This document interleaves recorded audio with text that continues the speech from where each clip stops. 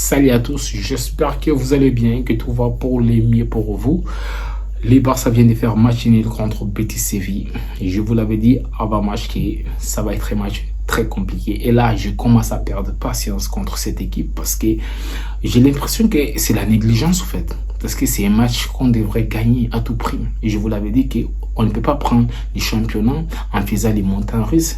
Et ces matchs on gagne, ces matchs on perd, ces matchs on fait match nul. On ne peut pas gagner les championnats en faisant ça. Il faut être constant, il faut gagner match après match.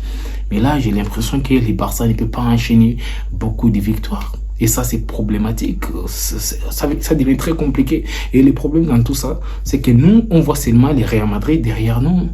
Pourtant, il y a Atlético de Madrid qui est en train de monter en puissance. Atlético de Madrid est en train d'enchaîner victoire sur victoire. Il n'y a pas que les Real Madrid. Bien sûr, les Real Madrid, aujourd'hui, ils ont malade. Ça ne va pas chez eux.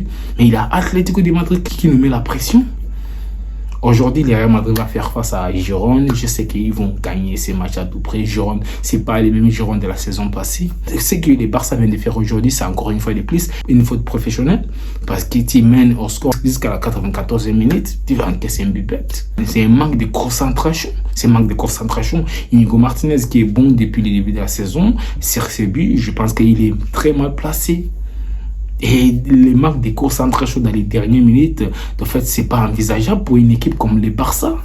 C'est incroyable, je n'arrive pas à comprendre. Les joueurs qui sont entrés en cours de jeu, personne n'a apporté ce qu'il fallait apporter à ces Barça.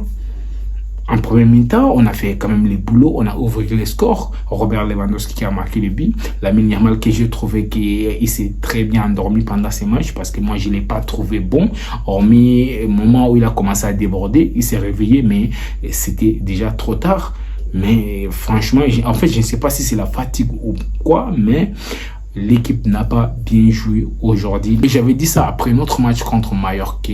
Les Barça n'avaient pas maîtrisé son match face à Mallorca. Tu regardes les scores, c'était 5-1, mais les Barça n'avaient pas maîtrisé toute la rencontre. Et c'est ce qui s'est passé aujourd'hui. Face à Betis Séville, on mène 1-0. Betis Séville a eu beaucoup de temps forts.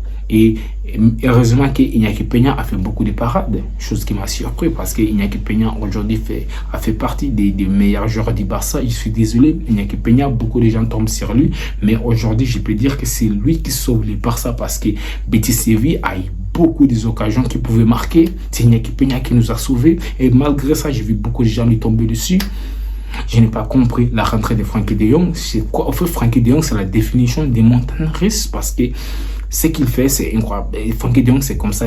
Tantôt, il rentre, il fait de très bons matchs. Tantôt, il rentre, il fait des désastres classes. Tantôt, il est mauvais. Tantôt, il est bon. C'est quoi le problème la fois dernière? Lorsqu'il a rentré face à Mallorca, il a fait une très bonne entrée. Aujourd'hui, il est venu nous mettre les bateaux dans les roues.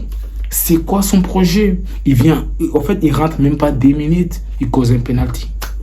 Bien sûr, il avait penalty. Beaucoup de gens vont essayer de me dire qu'il y avait très bien penalty. Il a piétiné les gardes dans la surface. Il a poussé, il a piétiné. Il y avait bien penalty. On va aller où avec ces genres de joueurs? Aujourd'hui, ils font des très bons matchs. Demain, ils font des mauvais matchs. On va aller où avec ces genres de joueurs? Et il y a quelque chose que je vous avais dit depuis un moment que le Barça doit temporiser son jeu pour maîtriser l'adversaire. Et lorsque ces joueurs sont entrés, des Frenkie de Jong, des Gavi, en fait, il y avait plus la maîtrise au milieu des terrains, donc ça partait dans tous les sens. Donc, dès que Pedri est sorti, parce que Pedri, nous tous on le sait, Pedri avec Casado, ils sont tellement complémentaires que les deux sont capables de temporiser le jeu. Mais dès que Gavi il rentre, ils sont tellement directs que oui, ça part maintenant dans tous les sens.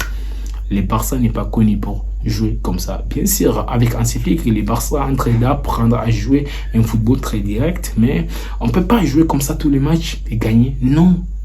En fait, les Barça n'est pas fait pour jouer comme ça. Ça, c'est un jeu qui est fait pour les petites équipes et ils adorent jouer comme ça parce qu'ils n'ont pas des joueurs très techniques. Mais nous, on a des joueurs quand même qui sont censés être très techniques. On doit temporiser les jeux. Et les Barça ne les fait pas dès que Pedri est sorti. Donc, ça allait dans tous les sens. Frenkie de Jong ne se gère pas. Gavi ne se gère pas. Beaucoup de gens parlent de Gavi comme si c'était une légende du Barça. Mais à un moment donné, Gavi n'apporte rien dans cette équipe. Bien sûr, je ne veux pas l'en vouloir. Il sort d'une très longue blessure, mais à un moment donné, il faut le dire aussi, il n'apporte rien dans cette équipe. Ferran Torres qui fait une rentrée catastrophique, même s'il a marqué, hein, mais son entrée est catastrophique. Vous avez vu l'action de Lamine Yamal qu'il a gâché. Lamine Yamal a pris les ballons, en fait, dépassé tout le monde. Finalement, c'est Ferran Torres. Il était même déjà hors jeu. Il coupe l'action et il tire même à côté. Tocard. On va aller où avec cette équipe? On va aller où avec des joueurs comme ça? Par victoire, je ne peux même pas l'en vouloir. Il a fait quelques efforts, mais c'est insuffisant. Finalement, on va aller où avec cette équipe? Si les joueurs qui entrent en cours de jeu, ils n'arrivent pas à nous apporter ce qu'il faut, ils n'arrivent pas à apporter cette énergie à cette équipe, finalement, on va aller où avec une équipe comme ça?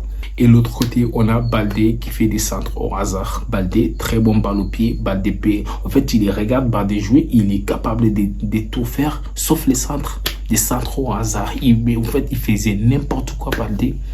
Qu'est-ce qu'on va faire? Moi, au début de la saison, je croyais vraiment que les Barça allaient bien maîtriser la Liga. Mais là, ça commence à devenir très compliqué et je n'y crois plus, en fait. Je n'y crois plus. Tu ne peux pas gagner la Liga en étant une montagne russe. Aujourd'hui, mauvais match. Demain, bon match. Non, ça ne se passe pas comme ça. Il faut être constant.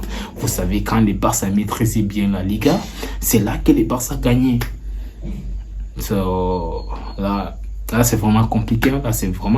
Il a Atlético de Madrid qui va jouer et Real Madrid va affronter Girona. On espère que Girona quand même va faire l'étape pour stagner cette équipe de Real Madrid. Mais là, ça devient très compliqué. Hein. Ça devient très compliqué. On reste collé avec le Real Madrid alors qu'ils sont malades, alors que le Real Madrid est malade. À un moment, on avait plus de 7 ou 6 points de Real Madrid. Aujourd'hui, on reste collé comme ça. Pourtant, ils sont malades. Donc, les gars, c'est tout pour aujourd'hui. On va essayer de revenir à froid. Mais ce que j'ai vu aujourd'hui, je n'ai pas vraiment aimé. Donc, les gars, on se retrouve à très bientôt. Merci beaucoup à tous ceux qui me soutiennent. N'oubliez surtout pas de liker, de partager et de vous abonner à la chaîne. Donc, on se retrouve à très bientôt.